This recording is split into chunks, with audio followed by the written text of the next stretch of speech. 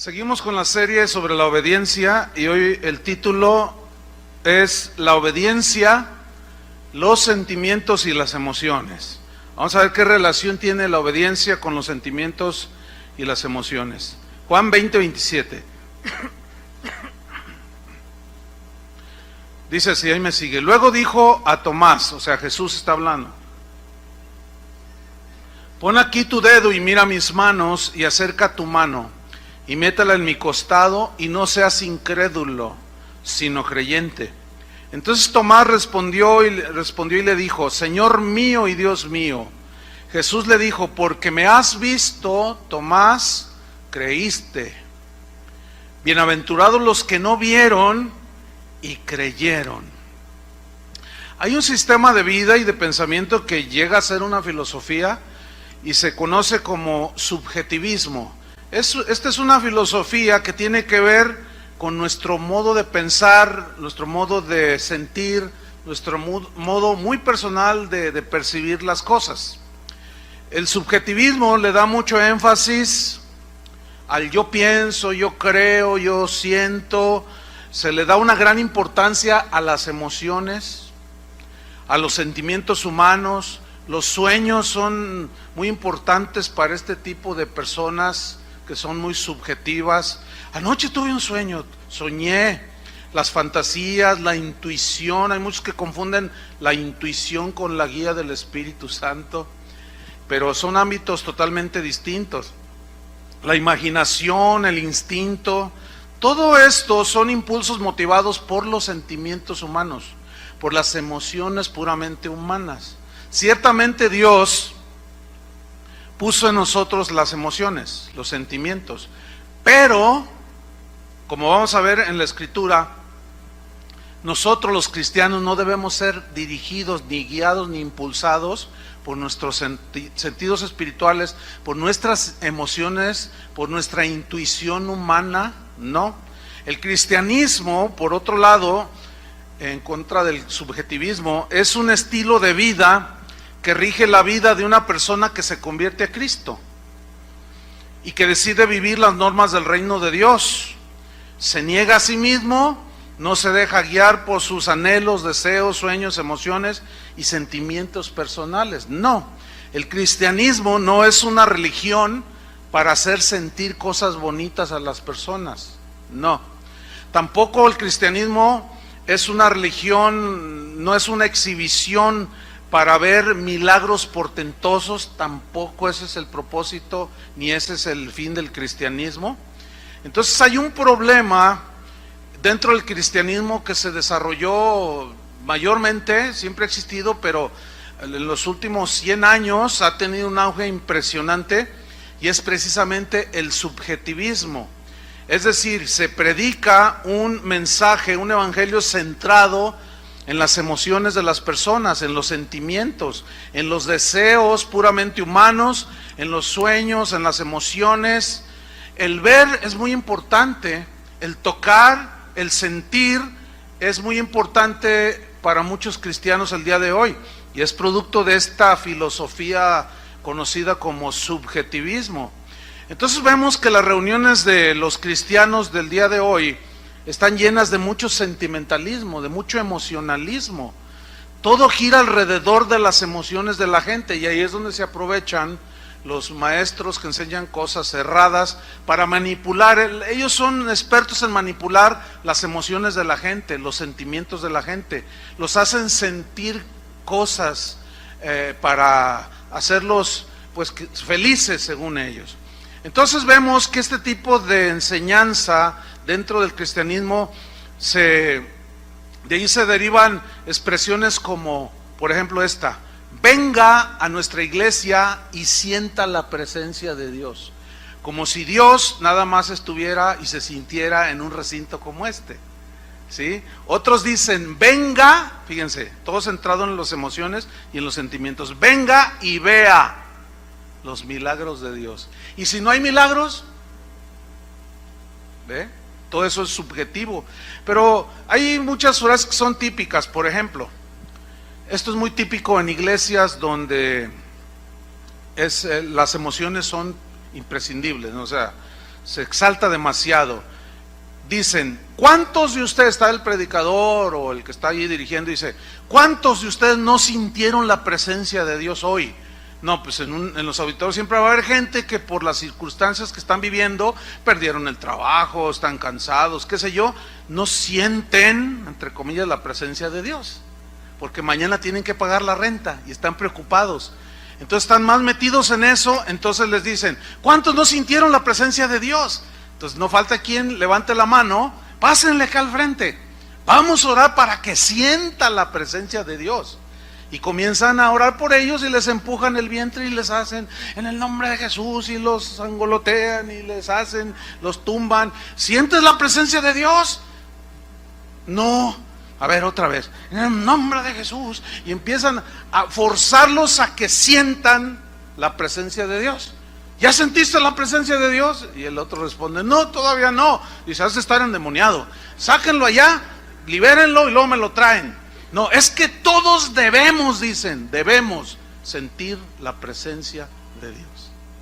Eso no es lo que dice la Biblia, que debemos de sentir. Otros dicen, de ahí se derivan cosas como, hoy en la reunión no sentí la presencia de Dios, no estuvo el poder de Dios, no lo vi, dicen. Alguien me mandó un correo una vez y dice, no, dice, usted es una persona vacía, dice, seca, porque yo nunca he visto que haga un milagro. O sea, nunca ha visto que yo haga un milagro, como si uno los hiciera. Todo eso es producto de ¿qué? De un evangelio centrado en los sentimientos, ¿sí? En las emociones. Otros dicen, ¿por qué Dios no me da lo que le pido? Y dicen, yo oro a Dios y siento, fíjese, siento que no me oye. Es que no es cuestión de sentir ni de tocar, sino de creer. Esa es la diferencia. Otros, basados en sus sentimientos y emociones, cuestionan a Dios de lo que les pasa algún evento calamitoso en su vida y dicen cosas como, ¿por qué a mí, Señor? ¿Por qué a mí? Y luego algunos añaden, si yo diezmo, ¿por qué a mí me pasa eso? ¿Por qué me pasa esto a mí si yo protejo a mi familia? O sea, ellos deducen equivocadamente que si tú haces lo que tienes que hacer como cristiano, automáticamente no te deben de pasar ningún evento calamitoso. Y ese es un error. Eso no está en la Biblia. Entonces, su cristianismo está basado en sus sentimientos, en sus emociones. Por consecuencia, son cristianos débiles, son cristianos desconcertados, son cristianos volubles, tienden a la depresión. Finalmente terminan dejando a Cristo simplemente porque sus emociones, sus expectativas, sus sentimientos, sus deseos, sus sueños personales no se cumplieron. Pero hay un producto de este evangelio centrado en las emociones de la gente, en los sentimientos y en los deseos de la gente. Hay uno típico, son frases que se escuchan todos los días en las iglesias y en las vidas de muchos cristianos que se han expuesto a este tipo de mensajes. El típico que está ahí, dos cristianos hablando y uno le dice al otro, oye, fíjate que mi suegra me hizo algo y no la voy a perdonar. Estoy muy resentido, o mi papá me hizo algo. Entonces el otro cristiano te aconseja bien y dice, no, perdónalo, no dejes que ninguna raíz de amargura te bloquee la gracia de Dios, perdónalo. Entonces la típica es, no, es que no me nace perdonarlo. ¿Han oído eso? No siento perdonarlo. No me nace, no me nace dar, no me nace perdonar, no siento hacer esto o aquello. Y yo suelo poner una ilustración para mostrar lo engañoso que es esto y lo erróneo que es. Y el ejemplo es muy sencillo, lo van a entender ustedes. Algunos ya lo han escuchado, sean pacientes con los que no han escuchado este ejemplo, nada más es para ilustrar. Eso de no me nace hacerlo. ¿Cuántos de ustedes tienen luz en su casa? ¿Teléfono? ¿Pagan renta? Ok, ¿cuánto pagan de luz? A ver, ¿cuánto pagan de luz? 500, 600, 300, 400, 1000. No, pues ya paguen las televisiones, mucho. ¿Cuánto pagan de teléfono? 300, igual más o menos 300, 500. ¿Cuántos pagan renta? ¿Cuánto pagas? 5,000, 5,000, 3,000, 2,000. Bueno, ok. Mañana, cuando ustedes amanezcan, abran la puerta, se van a encontrar con los recibos de la luz y del teléfono. Entonces, usted que paga 500 pesos de luz, se va a encontrar el recibo de la luz y va a decir, 5,000 pesos. Ay, esto va a decir, qué bendición. Mira, mi amor, le dice al marido que todavía está medio levantando allí, mira, un recibo de la luz, 5,000 pesos. Y el marido dice, qué bendición.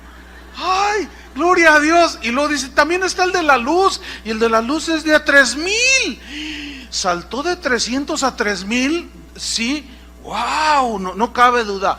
Qué bueno es ser hijo de Dios. Qué bendición. Oye, ¿qué horas son? No, pues son las 8, todavía no abren, ¿verdad? Es que tengo unas ganas de ir a apagar la luz.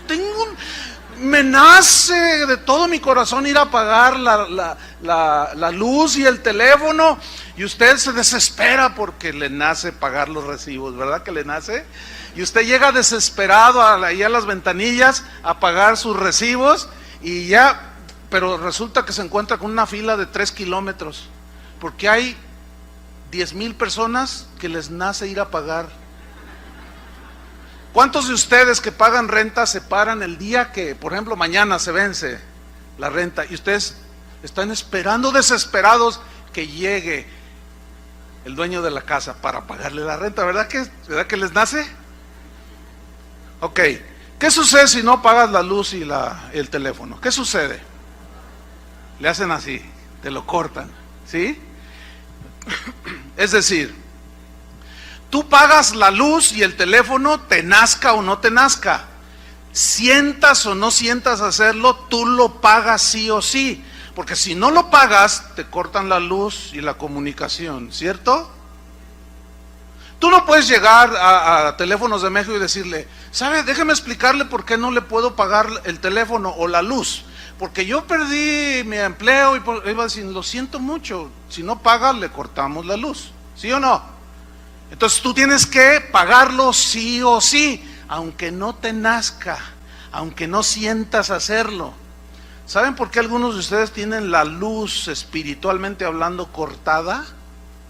¿Saben por qué algunos de ustedes tienen la comunicación con Dios cortada? Porque Dios te dice, trata bien a tu esposa para que tus oraciones no tengan estorbo. Entonces dice, no, es que no me nace, es que no siento. Perdona a tu papá, que dices que cómo estás amargado porque te abandonó tu papá. Es que no me nace perdonarlo, es que nunca te va a nacer. Entonces, como nunca te nace, no lo perdonas, etcétera. ¿Y qué sucede? Te cortan la luz. Ahora, algunos tienen un argumento y dicen, no, es que yo lo hago porque si no me siento como hipócrita.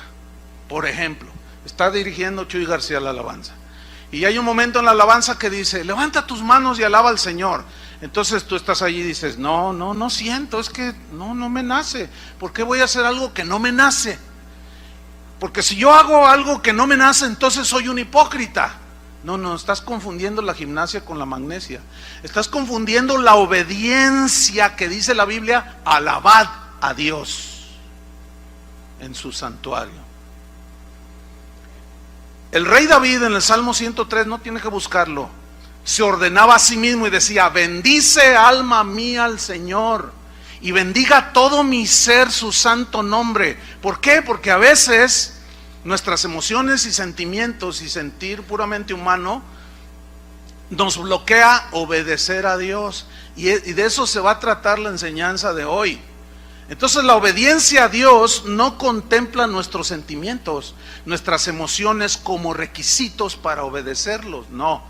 Dios nunca dice, si sientes o si te nace, hazlo. No, Dios nunca dice, obedece hasta que te nazca en tu corazón.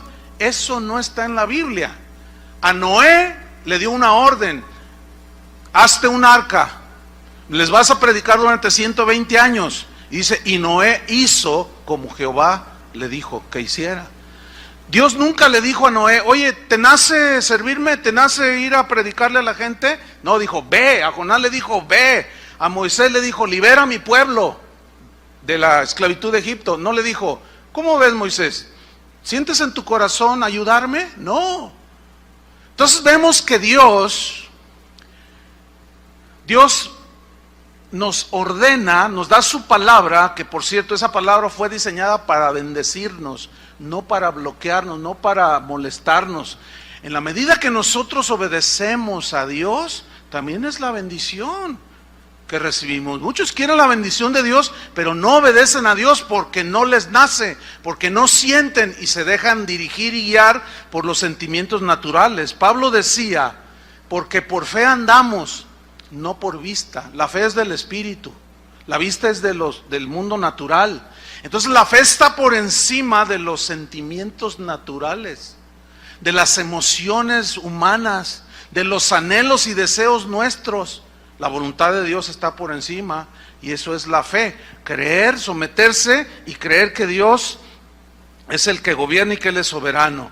Tomás, uno de los apóstoles, es el típico creyente dominado por sus sentimientos, por sus emociones, por lo que ve, por lo que toca, por lo que siente, y no por la fe.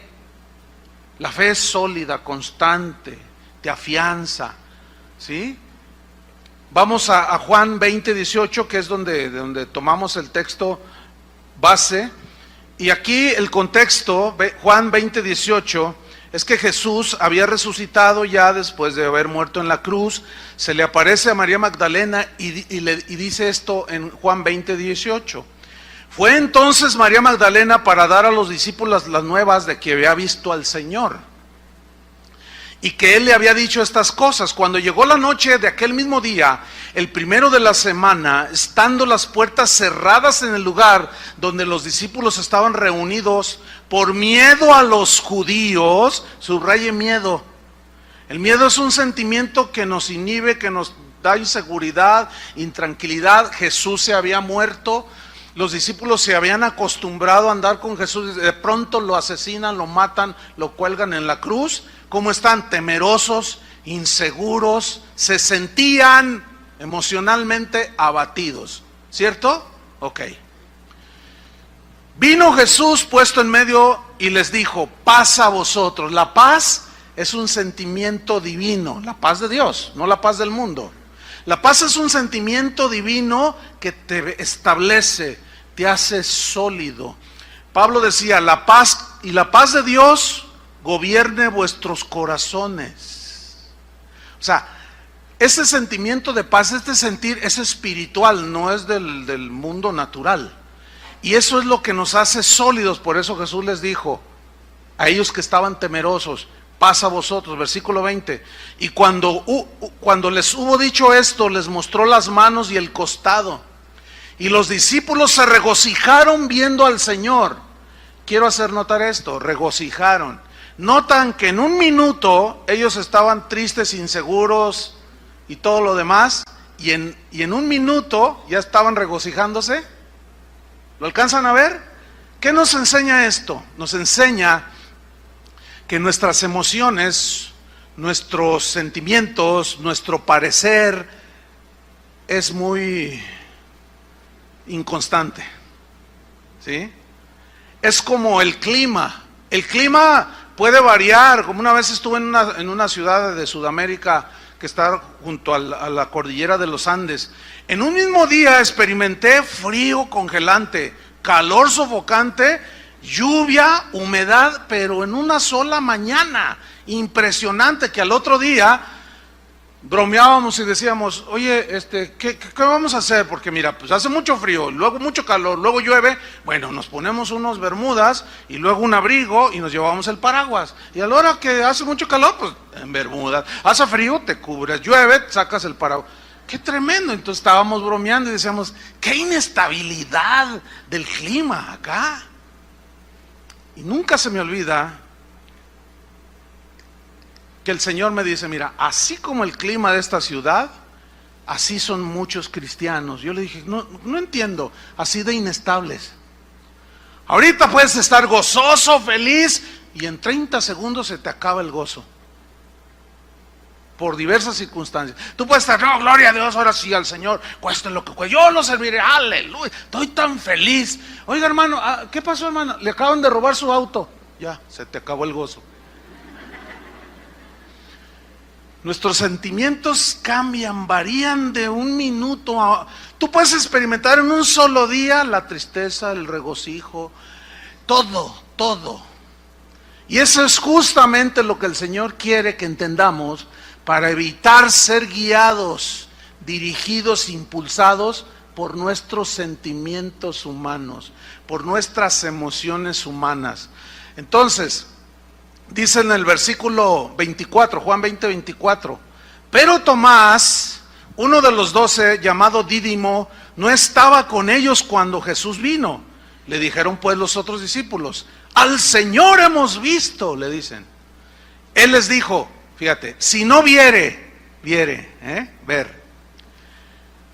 en sus manos la señal de los clavos, y metiere mi dedo en el lugar de los clavos, y metiere mi mano en su costado, fíjate, tocar, ¿entienden? Tocar, sentir, ver, tocar, sentir. Si no veo, toco, siento, y no meto mi mano allí, no creeré. Versículo 26, 8 días después, estaba otra vez sus discípulos dentro, y con ellos Tomás. Llegó Jesús, estando las puertas cerradas, y se puso en medio y les dijo, paz a vosotros. ¿Ven cómo el Señor lo que quiere es que tengamos paz? ¿Por qué? Pero su paz. Él dijo, mi paz os dejo, mi paz os doy. Yo no les doy la paz como el mundo se las da. ¿Cómo la da el mundo? Les voy a poner un ejemplo.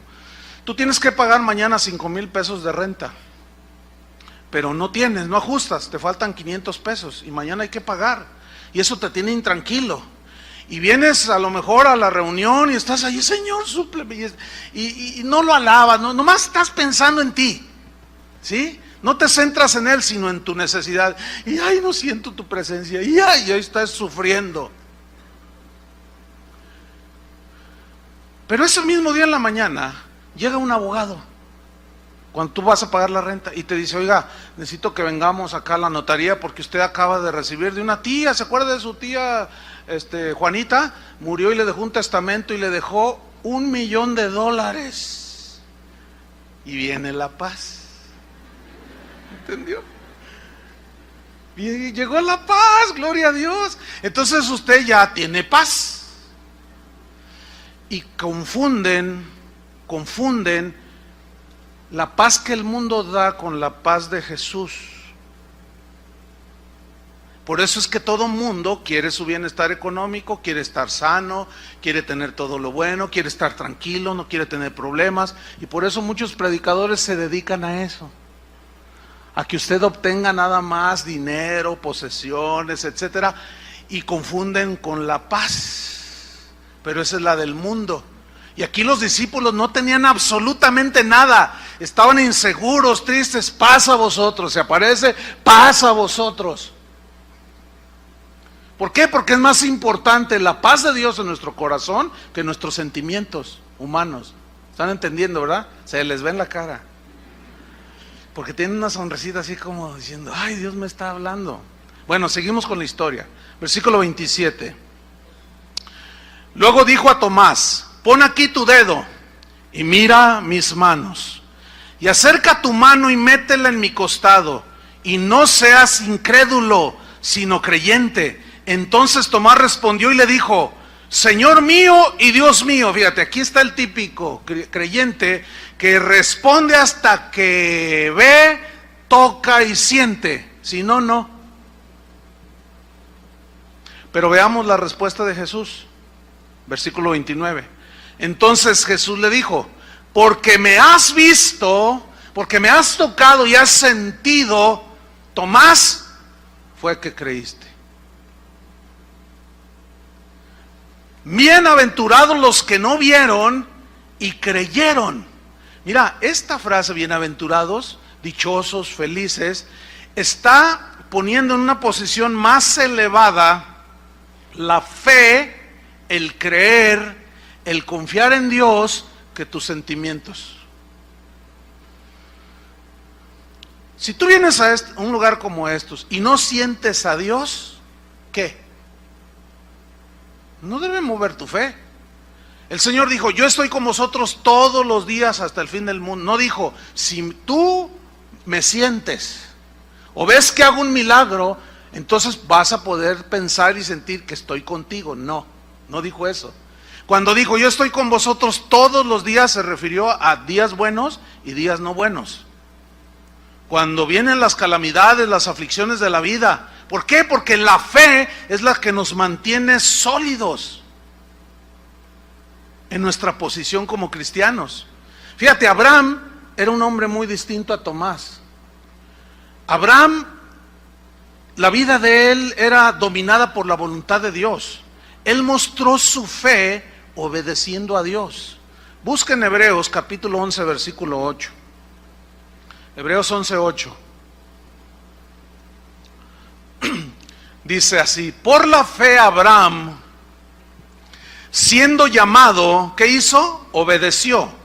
Fíjate, la frase siendo llamado, ¿a qué se refiere? Se refiere cuando Dios le dijo allá en Génesis, Abraham, salte de tu tierra y de tu parentela.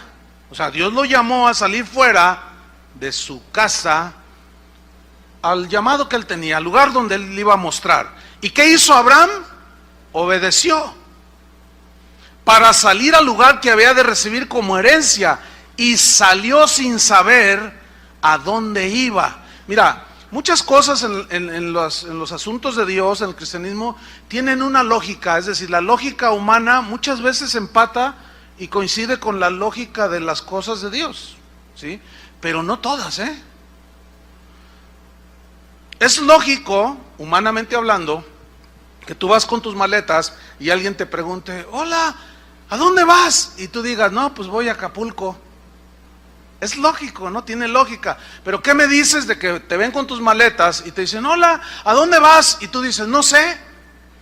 Y te dicen, ¿cómo? No sé a dónde voy. Entonces, ¿me estás bromeando? No, es que no sé. ¿Verdad que no suena lógico en la lógica humana? Pero en la lógica de Dios, no. En la lógica de Dios es, obedéceme. Y después te vas a dar cuenta de lo que yo quiero hacer contigo. Entonces ahí Dios está poniendo una vez más la obediencia por encima de lo que pensemos, sintamos, etcétera, etcétera. Por encima de nuestros deseos, anhelos y necesidades. Primero está su voluntad. Entonces esto va tomando forma.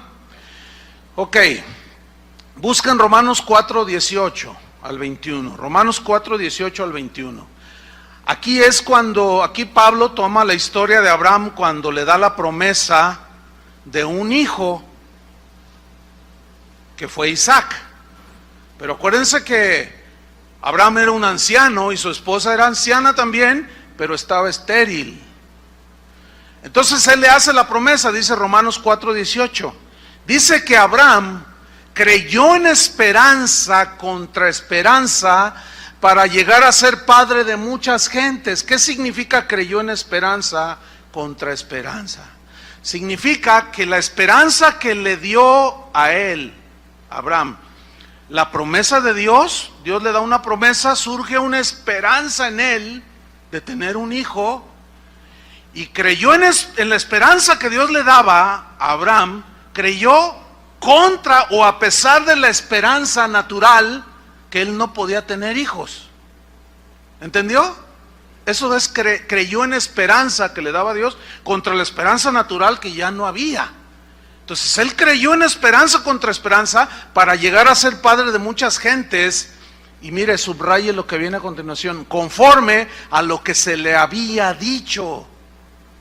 No a lo que se le ocurrió a Abraham, sino a lo que Dios le había dicho. ¿Qué le había dicho Dios? Así será tu descendencia. Y esto es tomado del Génesis. Abraham, venme aquí, Señor, sal afuera y cuenta las estrellas. Y sale Abraham de su tienda y mira las estrellas. Y dice, no son incontables, Señor. Así será tu descendencia. Pero él se miraba viejito y miraba a su anciana esposa y aparte estéril. Y así como que, pero Dios le decía, pero así te voy a multiplicar. Dios le había cambiado el nombre de Abraham a Abraham.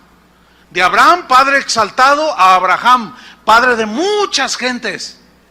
Así es que pueden imaginarse cuando Sara le decía, Abraham, y los vecinos oían.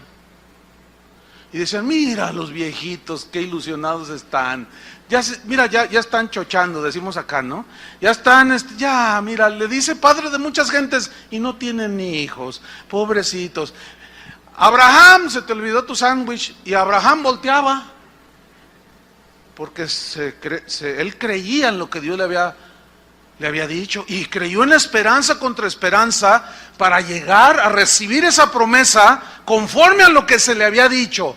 Fíjate, la clave está aquí, conforme a lo que Dios le había dicho. Los muros de Jericó, que mencioné hace unas enseñanzas pasadas, cuando Dios les dice que den 7 vueltas y al 7º día griten, las murallas de Jericó caerán. Bueno, así lo hicieron ellos, pero Dios les dijo que lo hicieran, ¿cierto? Ok. Y ahí van los israelitas y comienzan a dar vueltas, y al 7º día dan la 7ª vuelta y gritan con todas sus fuerzas, tocan las trompetas y las murallas se cayeron. La pregunta es, ¿por qué se cayeron? ¿Porque gritaron y dieron vueltas o porque obedecieron a lo que Dios les dijo? A lo que obedecieron, a lo que Dios les dijo. Entonces fue por la obediencia. Ok, fíjense lo irracional de nosotros los cristianos sentimentales, emocionales, etcétera, etcétera. Pero varias veces aquí en Guadalajara se han juntado los cristianos y han dicho, más de uno ha dicho, Dios me dijo que fuéramos alrededor de la catedral de aquí y que le diéramos 7 vueltas, y que al 7º día, así como las murallas de Jericó, vamos a gritar y se van a caer ese santuario del diablo, dice. Y ahí están los cristianos y los periodistas, ¿qué están haciendo? Estamos haciendo guerra, dicen. Y empiezan a dar vueltas. Llega el 7º día y gritan con todas sus fuerzas y tocan los chofares y las trompetas, y ahí siguen las torres de la catedral. Ven, eso es guiarse por pura emoción, por algo que les emocionó la historia, y deducen que así es todo. Y los periodistas se dan vuelo. Los cristianos quisieron derribar las torres de la catedral y gritaban como locos y siguen en pie. Ve cómo las emociones, el emocionalismo, el sentimentalismo, cosas que Dios no dijo, porque nuestras emociones nos engañan y nos llevan a hacer cosas que son irracionales aún, espiritual y naturalmente hablando. Ahora fíjate lo que dice el versículo 19, Romanos 4:19. Ok, ahí está creyendo en esperanza contra esperanza. 19, y no se debilitó en la fe. Fíjate cuántas veces dice fe. Aquí es la primera. No se debilitó en la fe, o sea, en la confianza plena en Dios, al considerar su cuerpo. Considerar su cuerpo significa al ver su cuerpo. ¿Cómo estaba su cuerpo? Que estaba ya como muerto, siendo de casi 100 años. O sea, a pesar de que él vio en lo natural su cuerpo, o la esterilidad de la matriz de Sara, a pesar de que él consideró y vio a Sara, su mujer, ancianita, viejita, y aparte estéril, fíjate, aquí está, ¿cómo se siente en lo natural? Una total imposibilidad, ¿no es cierto? Pero en la fe no. La fe confía en lo que Dios le dice y te hace estar sólido. Ahora bien, había una lucha en Abraham. La lucha era en si creer y mantenerse firme o dejarse arrastrar por sus sentimientos, por sus emociones y por cómo él pensaba o sentía. Entonces, como Dios, para Dios es subjetivo, no es lo objetivo, sino sub, quiere decir que está abajo. Eso significa sub, que está abajo de algo. Nuestros sentimientos, anhelos y propósitos son subjetivos. Primero está la voluntad de Dios. Y Dios tenía una voluntad para este hombre. Entonces él no se debilitó, versículo 20, tampoco dudó por incredulidad de la promesa de Dios, sino que hizo, se fortaleció ¿cómo? En fe. Otra vez vuelve a decir la fe. ¿Por qué? Porque Abraham de alguna manera había entendido que lo que a él lo podía mantener sólido y certero en el camino de Dios era la fe, era creer en Dios, confiar en Dios. Entonces él se fortaleció ¿cómo? Dando gloria a Dios, alababa a Dios. Se miraba al espejo y se sentía mal.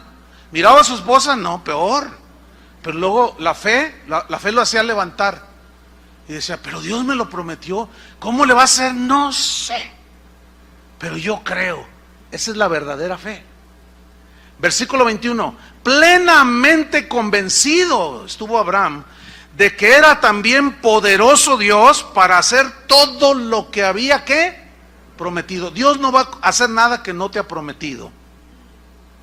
Dios no va a hacer nada que Él nunca prometió en su palabra. Dios no está obligado a apoyar algo que Él nunca ha dicho. Así puedes tener un sentimiento, porque algunos confunden. Yo tengo mucha fe. Y pasa un año y no llega nada de lo que quieren recibir. Y al rato ya se van del Señor. ¿Dónde está la fe? Esa no es fe. Ese era un sentimiento de fe. Lo confunden. Era un anhelo que tenían y ese anhelo les obligó a sentir una supuesta fe que nunca existió. Ahora, la obediencia de Abraham, él tuvo una revelación que Pablo posteriormente en el Nuevo Testamento nos la revela. Pablo dijo, no mirando nosotros las cosas que se ven. Fíjate qué interesante, esto está en 2 Corintios 4:18, para los que anotan. 2 Corintios 4:18, dice Pablo, no mirando nosotros las cosas que se ven. Fíjate, parece así como un juego de palabras, pero está hablando en sentido espiritual, pero hablando de lo natural. Dice, no mirando nosotros, no mirando las cosas que se ven, sino las que no se ven. ¿Cómo está eso? Es que está hablando de una vista espiritual. Pues las cosas que se ven, que es todo esto, ¿son qué? Temporales. Pero las que no se ven son eternas. Aquí Pablo, una vez más por el Espíritu Santo, le está dando una supremacía a la fe que al sentir. Porque yo veo, por ejemplo, veo cómo están las cosas en el mundo, cómo se perfila cada vez más los congresos en los países distintos, aprobando los matrimonios entre homosexuales, aprobando el aborto, y no se ve bien, ¿sí? Cada vez hay más maldad, cada vez hay más corrupción, y esto es en todos lados, ¿eh? Cuando uno está en su país y no sale o no ve noticias de ahí de otros países, uno piensa que este país es un desastre, ¿verdad? Y dicen, ay, no, estamos envueltos, no, Dios mío, qué país tan espantoso. Pero déjame decirle una cosa, todo el mundo está igual o peor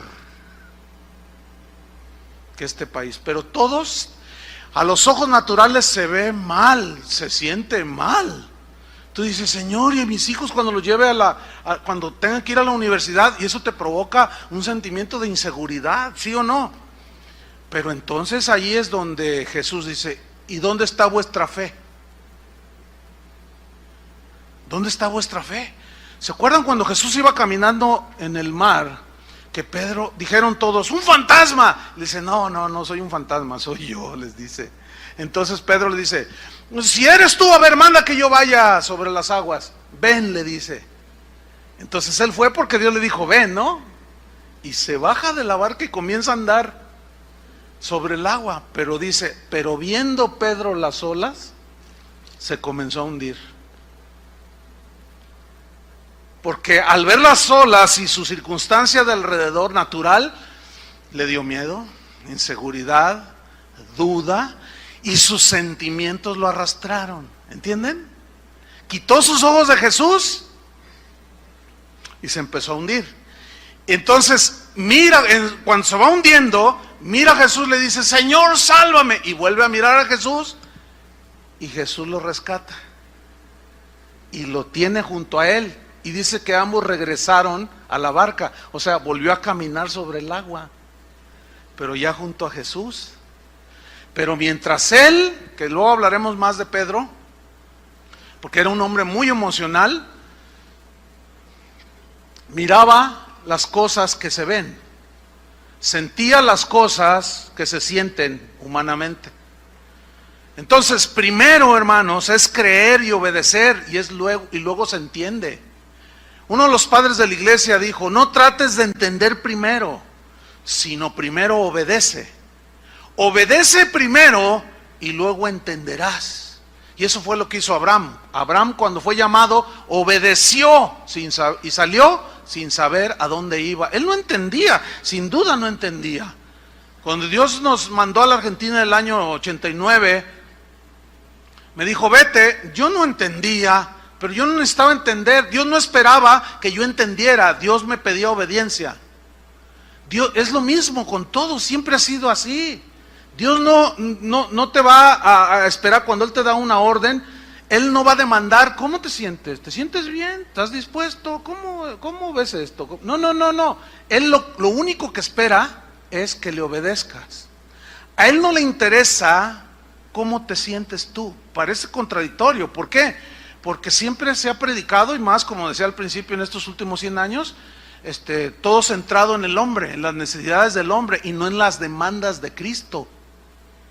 Por eso es que hoy dice uno una cosa como esta y suena extraño que se diga, a Dios no le importa cómo te sientes, a Él lo que le importa es que le obedezcas. Y oye, es raro, ¿a poco no?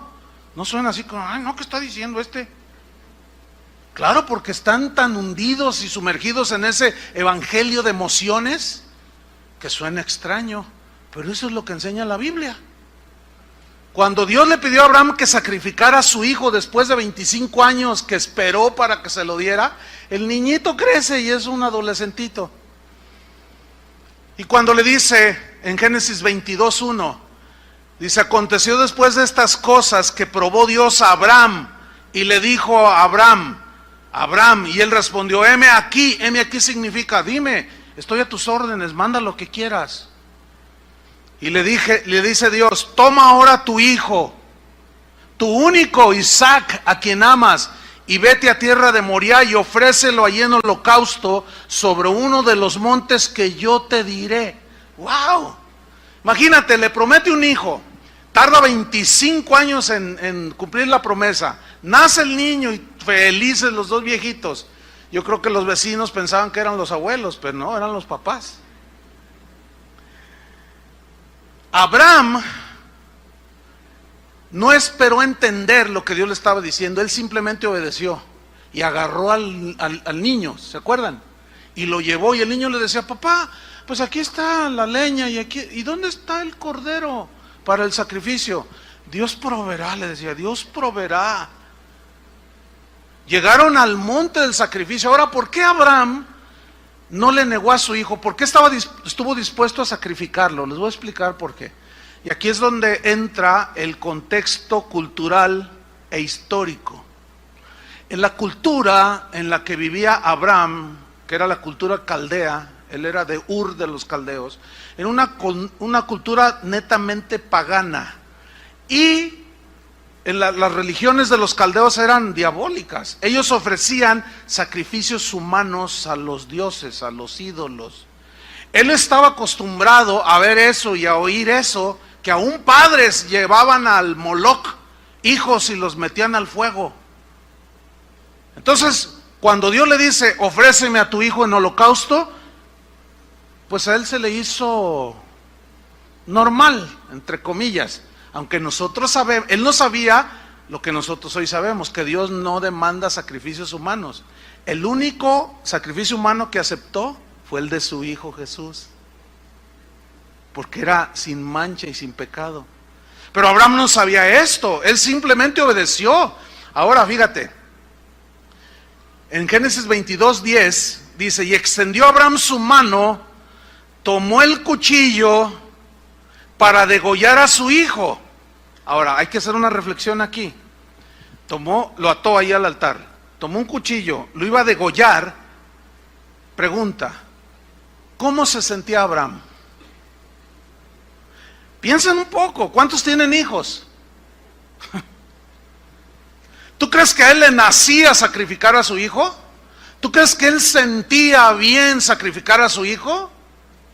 Escuchen esto, una vez más. A Dios no le interesa cómo te sientes. A él le interesa que lo obedezcas. ¿Oíste eso? Porque sin duda Abraham estaba desesperado, pero su fe era mayor que lo que él sentía. Su obediencia era casi perfecta, porque la única perfecta fue la de Jesús. Entonces nos muestra a un hombre con un dolor, probablemente se volteaba cuando empezaba a llorar, qué sé yo. Y ahí está Abraham, dice el versículo 11, entonces el ángel de Jehová le dio voces desde el cielo y dijo, Abraham, Abraham, 2 veces, como diciendo, Abraham, Abraham, y él respondió, heme aquí, ahora qué quieres que haga, Señor. Yo me lo imagino con las lágrimas en los ojos. Señor, mi hijo, ¿y qué más quieres? Porque tú estás sobre todo. Heme aquí, le dice, versículo 22, y dijo, no extiendas tu mano sobre el muchacho, ni le hagas nada, porque ya conozco que temes a Dios, por cuanto no me rehusaste tu hijo, tu único hijo. Qué tremendo, qué tremendo. Una vez más, Dios por encima de nuestras emociones, por encima de lo que más amamos aquí en la tierra, está Él. Por eso Jesús dijo, si alguno prefiere a padre o madre, hijo, etcétera, etcétera, más que a mí, no es digno de mí, no puede ser mi discípulo. ¿Por qué? Porque el Señor como supremo Rey merece suprema adoración, suprema obediencia. Por eso los apóstoles cuando les prohibían predicar decían, juzguen si es menester obedecer, si es justo obedecer a vosotros antes que a Dios. A Dios nos debemos.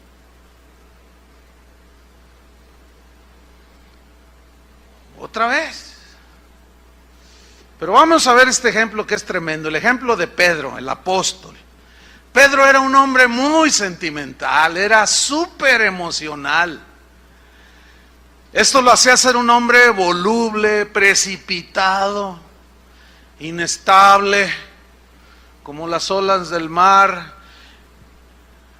Pedro se llamaba Simón, y cuando Jesús lo vio y lo llamó, le dijo, tu nombre será Pedro. Pedro significa piedra. Cuando le dijo, tu nombre será Pedro, piedra, le dio a entender que él iba a tratar con su carácter emocional súper impetuoso, arrebatado. Ahorita estaba llorando y al rato ja, ja, ja, ja, y al rato bien impetuoso y al rato bien cobarde negando a Jesús. Piedra, porque piedra habla de, ¿qué ponen bajo un edificio? Piedra, ¿qué hace sólido la construcción? Piedra habla de algo sólido, inamovible, una roca. Sí, los vientos pueden arrebatar cosas, hasta árboles, pero las piedras no se mueven, esas están sólidas. Él le dio a entender que iba a tratar con su carácter para hacerlo sólido como una roca, porque Jesús sabía que si no trabajaba con él y con todos nosotros, nuestras emociones, nuestros sentimientos nos pueden desviar del plan y de la voluntad de Dios. En primer lugar vamos a ver esto. Abran su Biblia en Mateo 16:13. Mateo 16:13.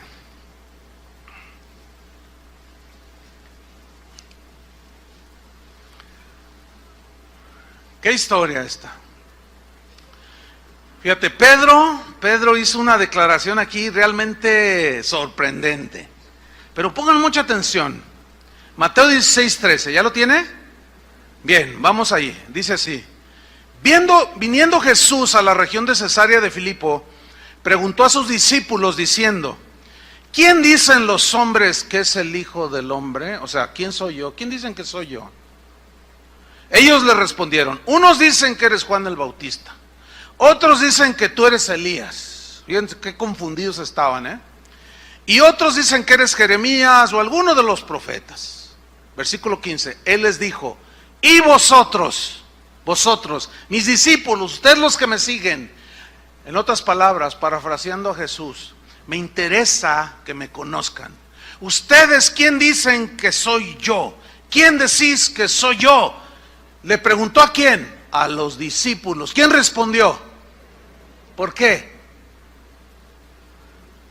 Porque él era súper arrebatado, emocional, sentimental, impetuoso.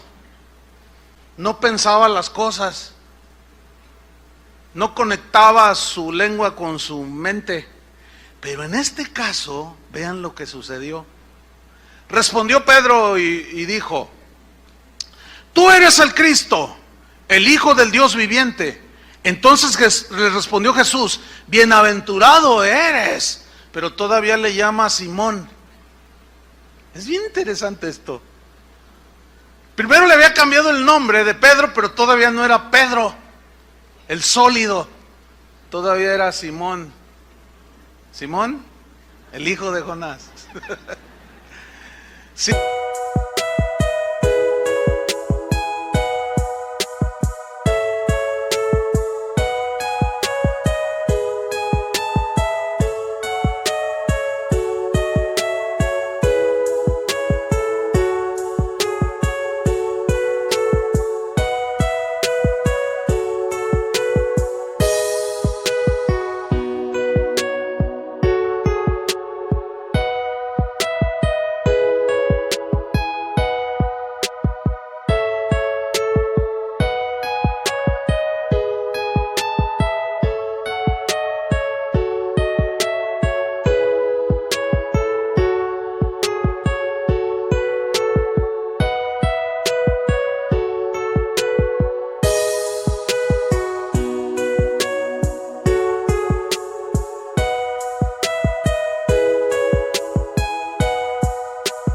Simón, hijo de Jonás, dice: bienaventurado eres porque no te lo reveló carne ni sangre, o sea, persona alguna, sino ¿quién? Mi Padre que está en los cielos.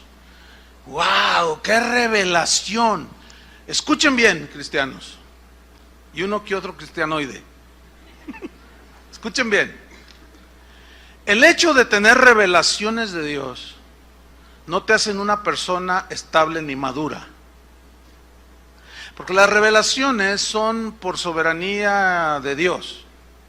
¿Entiendes? Esta es una revelación realmente poderosa. Tú eres el Cristo, el Hijo de Dios. No todos entendían eso.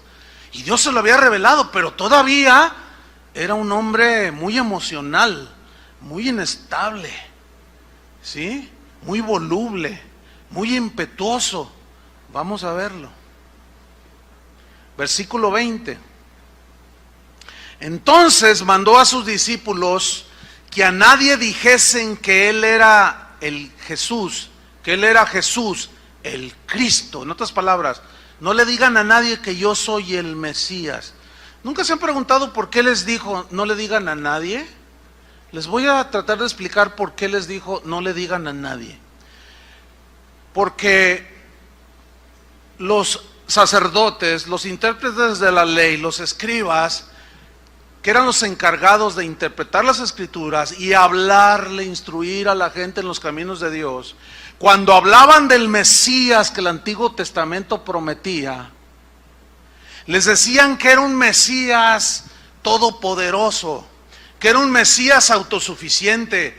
Entonces ellos comenzaron a generar una idea acerca del Mesías como un hombre invencible, porque ellos miraban los dioses de los griegos y miraban a Zeus y miraban a otros tantos de los dioses del Olimpo, dioses que no eran derrotados, dioses que siempre estaban triunfantes, dioses que siempre hacían lo que querían.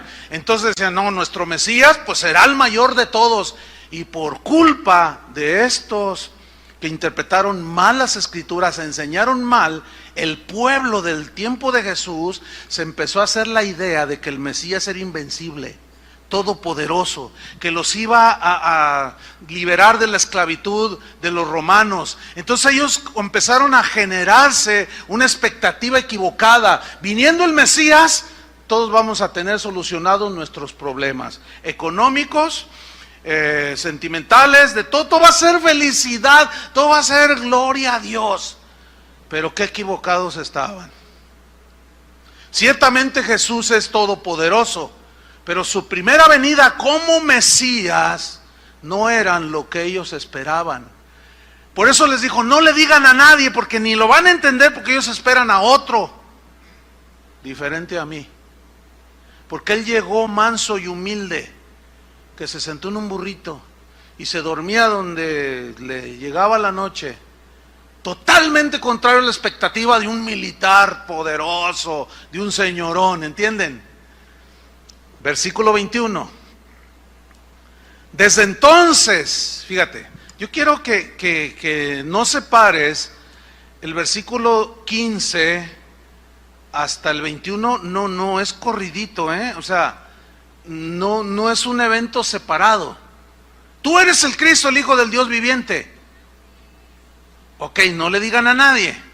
Versículo 21. Desde entonces comenzó Jesús a decirle a sus discípulos que le era necesario ir a Jerusalén y padecer mucho de los ancianos. Esa palabra padecer significa sufrir. ¿Mucho de quiénes? De los intérpretes de la ley, de los ancianos, de los principales sacerdotes y de los escribas, y ser muerto y resucitar al tercer día. En otras palabras, retomamos. ¿Quién es la gente que soy yo?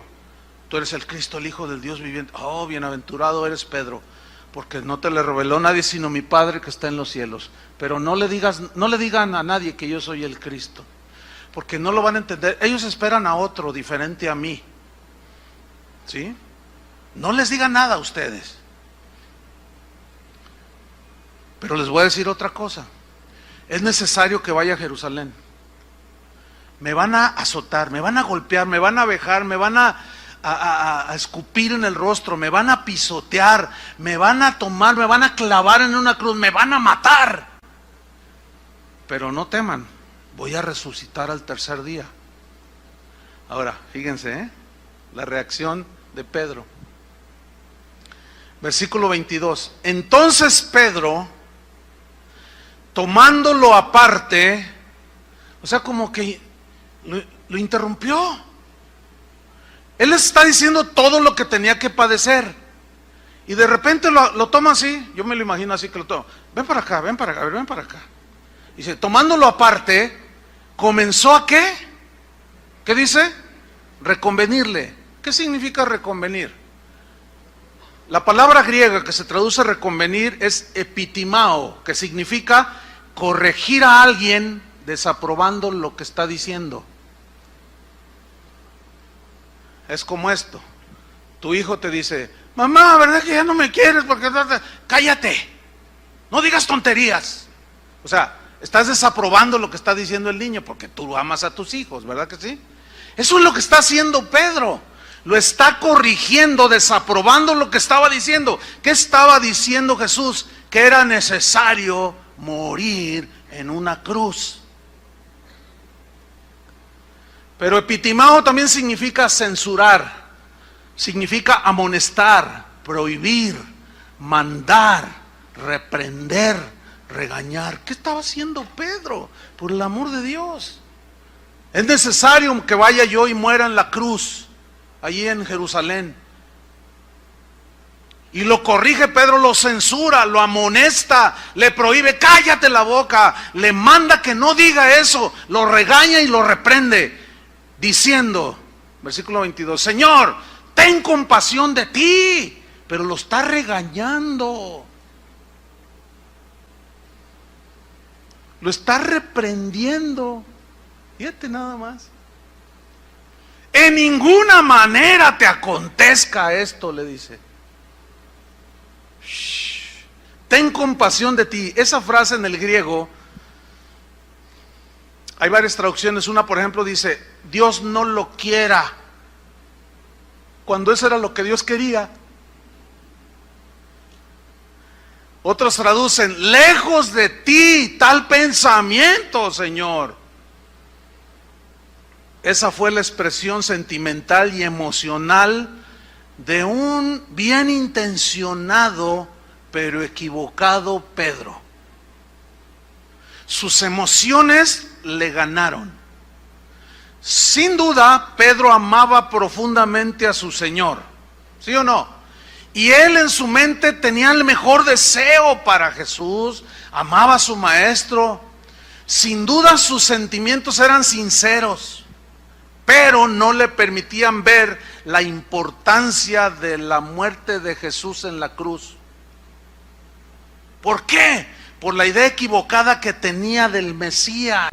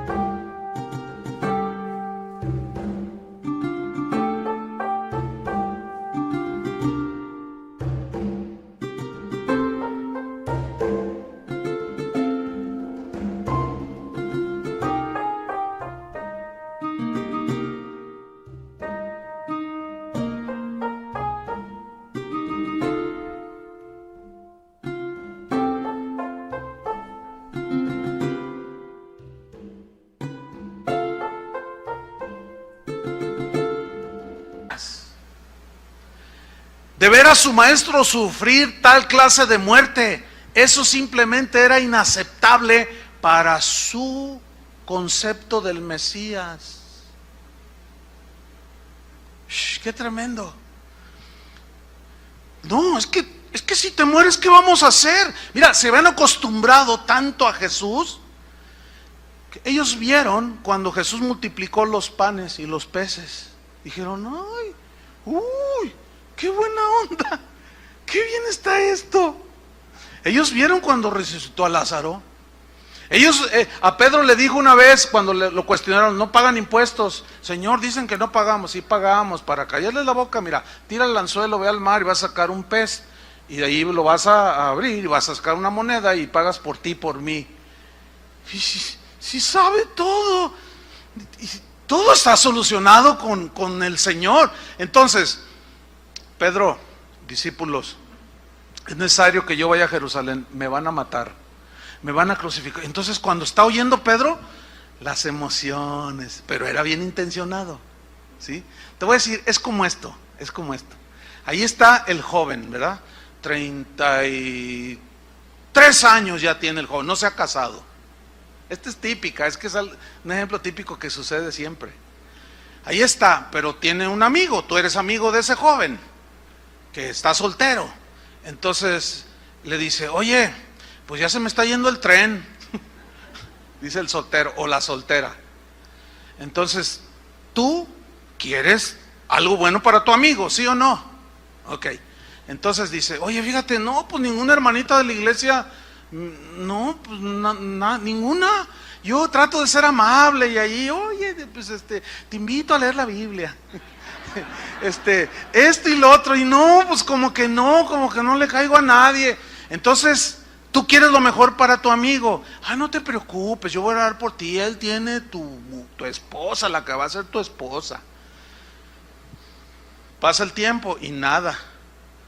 Pero ahí donde trabaja el muchacho, entra una nueva secretaria, no es cristiana. Entonces el muchacho la saluda y la otra la saluda así muy amable, hola, ¿qué tal? Y le empieza a hacer ojitos y lo empieza a hacer sentir. Pongan atención, lo empieza a hacer sentir. Y pasa otro día y empieza a verla y ya la ve y empieza a sentir emociones. Entonces un día le dice, oye, ¿no me invitas a un café?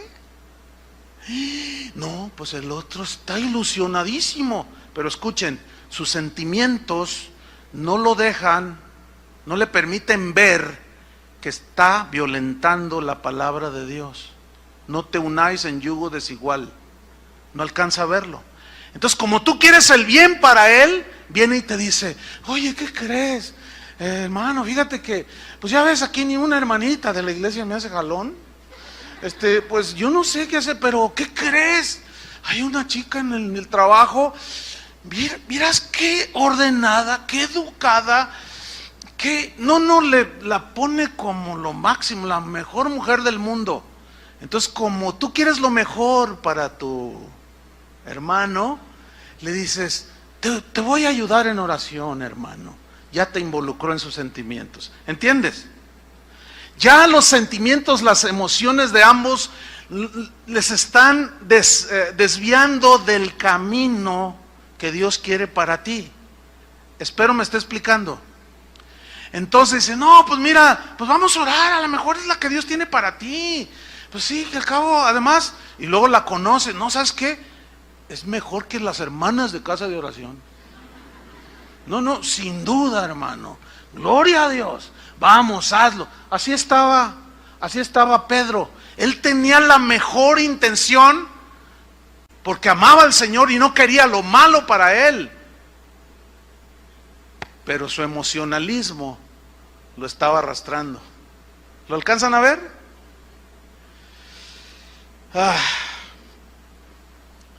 Sus sentimientos eran sinceros, pero no le permitían ver la importancia de la muerte en la cruz. ¿Por qué? Pues por la idea equivocada que tenía de un Mesías. Su sentir era lógico, comprensible. Según Pedro, su Señor no debería de padecer y morir en una cruz. No, ¿cómo?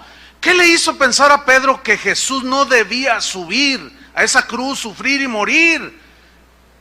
¿Qué le hizo pensar a Pedro? Sus sentimientos, sus deseos terrenales, sus emociones lo estaban traicionando. ¡Qué ironía! Pedro tratando de que Jesús no obedeciera la voluntad del Padre que lo había enviado a morir por toda la humanidad, y Pedro interponiéndose allí. ¿Qué acaso no entendió Pedro lo que escuchó muchas veces cuando decían: he aquí el Cordero de Dios? Cuando iba a la sinagoga, no entendía la explicación, porque tal vez la torcían, o cuando decían: he aquí el Cordero de Dios que quita el pecado del mundo. Implica allí que ese Cordero tiene que ser sacrificado. Pedro, como judío, iba a la sinagoga cada sábado. ¿Cuántas veces leyó y le explicaron la escritura de Isaías 53? Mas él herido fue por nuestras rebeliones, molido por nuestros pecados. El castigo de nuestra paz fue sobre él, y por su llaga fuimos curados. Y nosotros le tuvimos por abatido, por herido de Dios, despreciado y desechado por los hombres, varón de dolores, experimentado en quebranto. ¿Y cómo apartamos de él nuestro rostro? Porque le vimos sin hermosura y sin parecer. Pero nunca lo entendió. Y así hay mucha gente en las iglesias el día de hoy. Oyen la palabra, escuchan la explicación y están como Pedro. A la hora de que Jesús les dice: soy el Mesías, y él te había tenido la revelación, pero es necesario, como dice Isaías 53, que vaya a la cruz. Y Pedro le dice: en ninguna manera te acontezca esto. Qué increíble, ¿no? Las emociones y sentimientos de Pedro estaban tratando de que se realizara el último pacto entre Dios y los hombres. Ese pacto tenía que ser sellado con la sangre del Cordero. Si no hay cruz, no hay perdón de pecados. Si no hay perdón de pecados, no hay salvación. Pedro se interpone entre Jesús y la cruz. Aquí está la cruz a la que Jesús debía subir. Aquí está Jesús rumbo a la cruz, y Pedro se pone en medio y le dice: no, espérate. No, ten compasión de ti mismo. ¿Cómo que no te acontezca esto? Por favor, Señor. Ay, quiero recordarles esto, que el pasaje es el mismo. Pedro tuvo, unos minutos antes, una revelación sublime de Jesús como el Cristo, el Cordero de Dios. Y en 2 minutos estaba diciendo lo más diabólico que podía haber dicho. ¿Se dan cuenta cómo somos los humanos? Por eso, y simplemente por esa es la razón por la cual no debemos ni de guiarnos ni...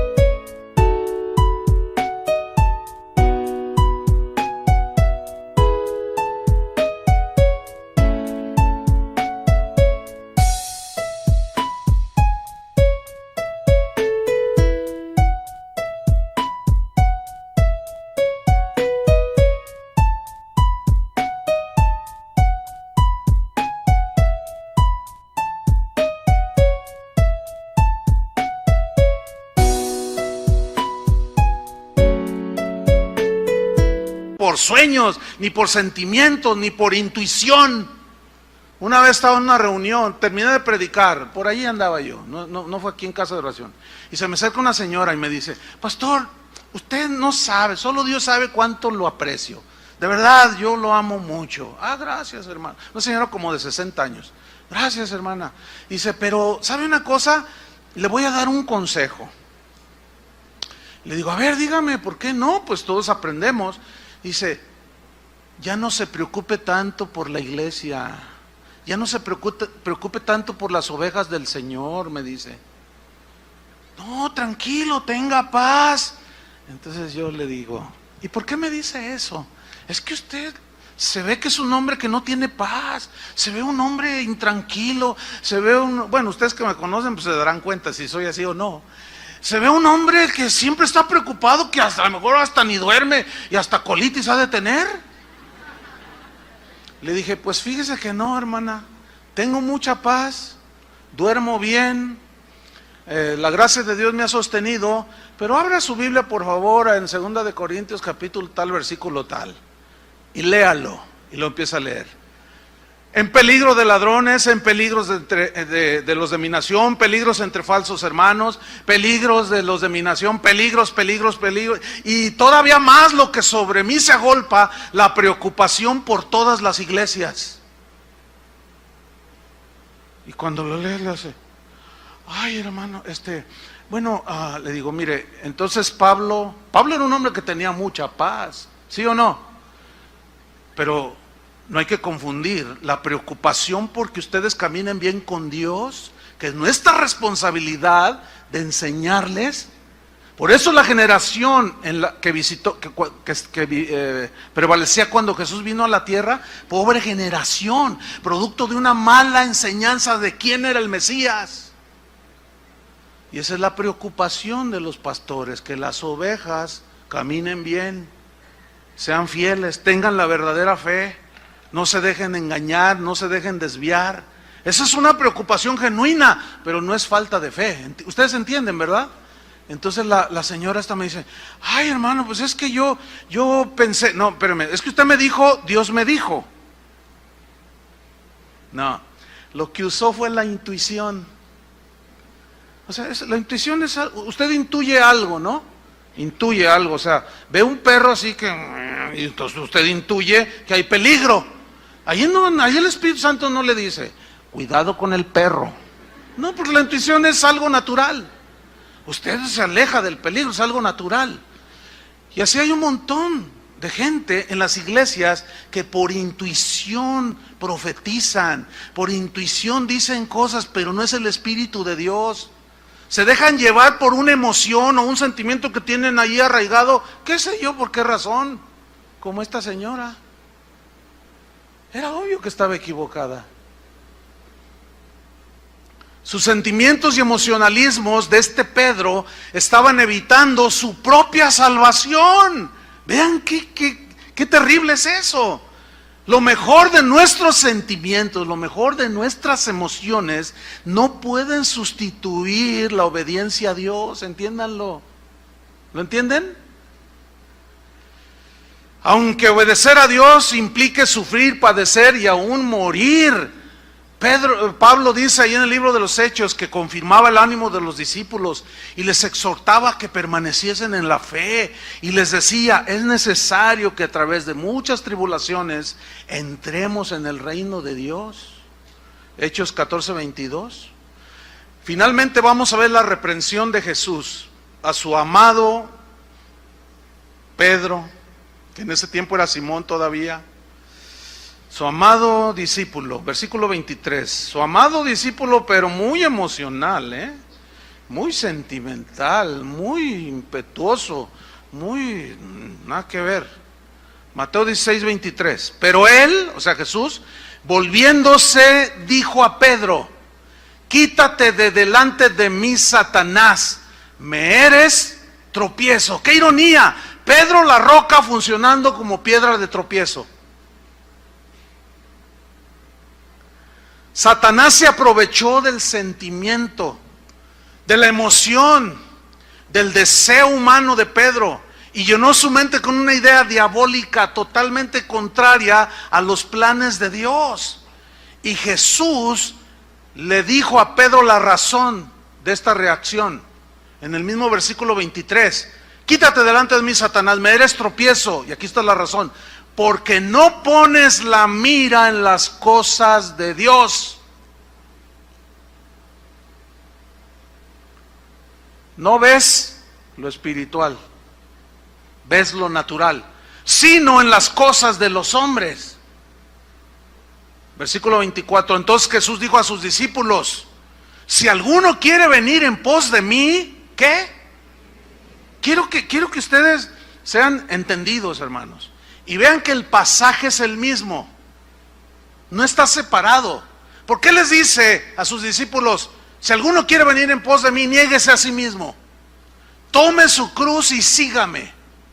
¿Por qué? Porque el negarse a sí mismo es dejar a un lado tus buenos deseos, aunque sean muy buenos, tus motivaciones, aunque sean sublimes, como las de Pedro. Pero si esos sentimientos anulan la palabra de Dios, no es de Dios. Por eso es que nosotros no debemos de ser guiados por los sentimientos, por la intuición, por el sueño que tuve y vi que descendió de una nube un ángel con 7 alas y que se venía directo a ti y te atropellaba. Cuídate, hermano, porque y quién sabe qué tanto rollo. Por favor, hermanos, no es así. Si alguno quiere venir en pos de mí, niéguese a sí mismo, tome su cruz y sígame. Fíjese el 25, que es lo que Pedro quería hacer. Porque todo el que quiera salvar su vida, el que pretenda, no, aquí todo bien, todo próspero, todo a gusto, todo el que quiera salvar su vida o conservar su vida bien, todo gloria a Dios, aleluya, la perderá. ¿Qué es lo que está llevando a muchos cristianos a la perdición? Los evangelios que hoy se predican, centrados en lo que tú quieres, en lo que tú deseas, en lo que tú sientes, en lo que tú ves. ¿Me están entendiendo, cristianos? Y todo aquel que pierda su vida por causa de mí, o sea, que menosprecie su vida, sus sentimientos, sus anhelos, por más buenos que sean, y lo sustituya por la voluntad de Dios, salvará su vida. Eso significa la hallará. Pero luego viene un versículo que parece que no tiene nada que ver y que explica la situación interna del emocional Pedro, versículo 26. Parece que no tiene sentido, pero dice, porque ¿qué aprovechará el hombre si ganare todo el mundo? ¿Qué quería hacer Pedro? ¿Qué expectativas tenía del Mesías? Quería todo lo material, ¿entienden? Y Jesús le dice, no, Pedro, ¿qué aprovechará el hombre si ganare todo el mundo y perdiere su alma? ¿O qué recompensa dará el hombre por su alma? Ok, ya obtuviste todo. ¿Y qué? ¿Le vas a pagar a Dios para que te salve? Ayer después de la enseñanza se me acercó una señora. Pastor, ora por mí, me dice. Yo le digo, claro, ¿cuál es tu necesidad? Me dice, bueno, mire, es que...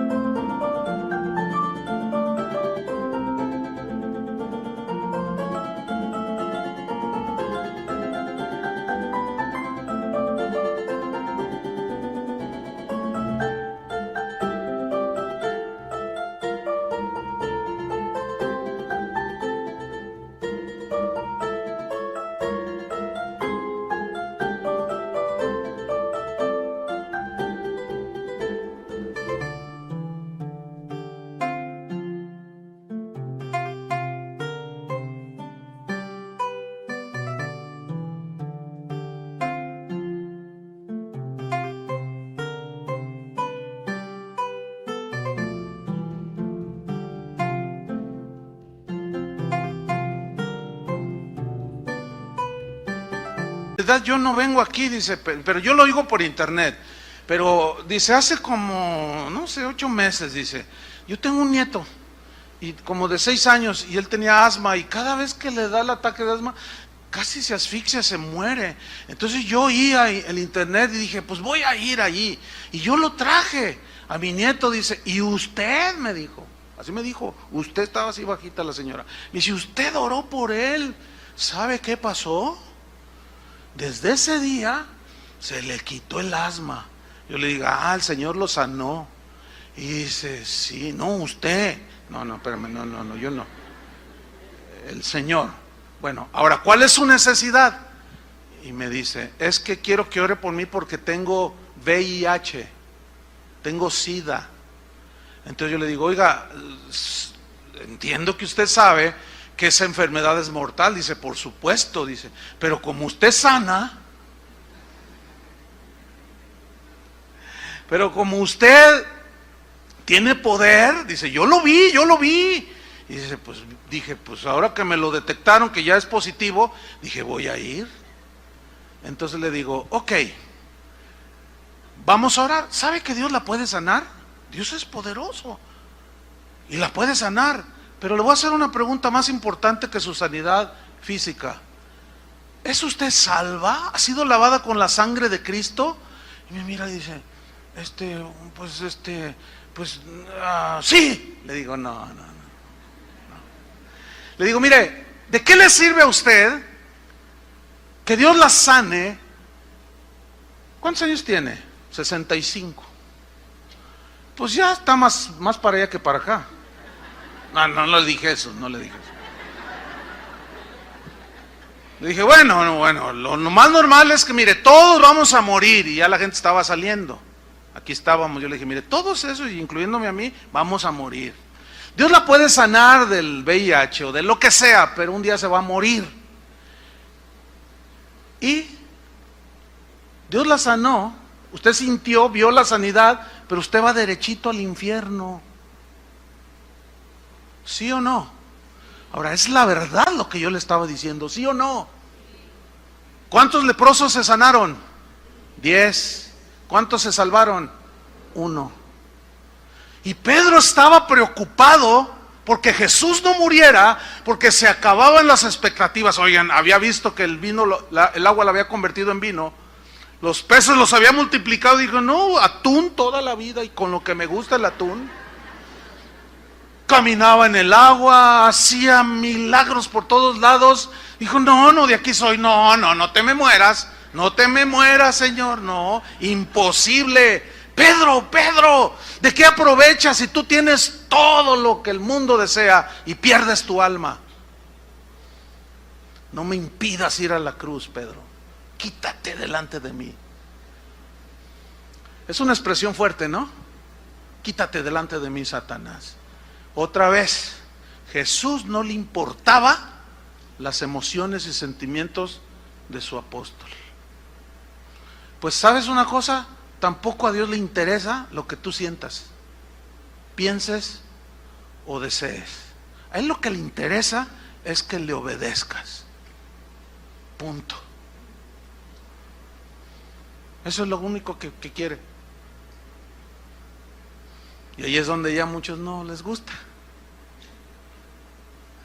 Por eso en la predicación del evangelio, como lo que ustedes acaban de oír, no les gusta a la gente. Y cuando lo escuchan, se sienten agredidos, como Pedro se sintió agredido por Jesús. Dejemos de predicar la cruz y la gente no puede ser salva. Que fue exactamente lo que Pedro hizo con Jesús, interponerse. Que es lo que están haciendo muchos predicadores el día de hoy. Se están interponiendo entre el cristiano que debe de ir también a crucificar como Pablo. Con Cristo estoy juntamente crucificado, ya no vivo yo, mas vive Cristo en mí. Lo que ahora vivo, lo vivo en la fe del Hijo de Dios, que me amó y se entregó por mí. ¿Qué más puedo hacer yo? No, Cristo, no vayas a la cruz. Él ya pagó por ti. Ahora tú disfruta la prosperidad. Te hablan como Walter Mercado, ¿verdad?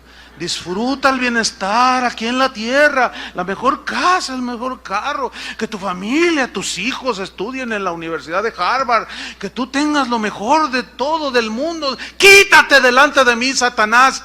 Pocos se atreven a decir eso. Quítate delante de mí, Satanás. Porque ese Satanás, ese no es el Espíritu de Dios. ¿Por qué? Porque sabe Satanás que somos emocionales, sentimentales y egoístas, y por ahí nos da. Por eso el niéguese a sí mismo es totalmente lo contrario. Eso es el evangelio, hermanos. Obediencia, sentimientos y emociones. ¿Qué relación hay? Ninguna. Oremos. Padre, muchas gracias por tu palabra. Gracias, Señor, porque sin duda tú nos hablas cada día. Gracias, Señor, porque llevar la cruz, negarnos a nosotros mismos, es renunciar a nuestros deseos, nuestro sentir humano. Negarnos a nosotros mismos es entregar nuestros deseos y anhelos. Cargar nuestra cruz implica que te obedezcamos. A ti no te interesa mucho, por no decir nada, lo que sintamos o pensemos, o anhelemos o deseemos. Lo único que pides es obediencia. Y Cristo, por lo que padeció, aprendió la obediencia y vino a ser autor de eterna salvación a los que en Él confían. Jesús, un puñado de tus hijos esta mañana te damos las gracias de todo corazón por no haber atendido al emocionalismo de Pedro, por no haber atendido a su sentimentalismo, a sus buenos deseos de que tú no subieras a esa cruz. Es verdad que fue dura, violenta, vergonzosa, despiadada, pero esa cruz es la que me dio vida.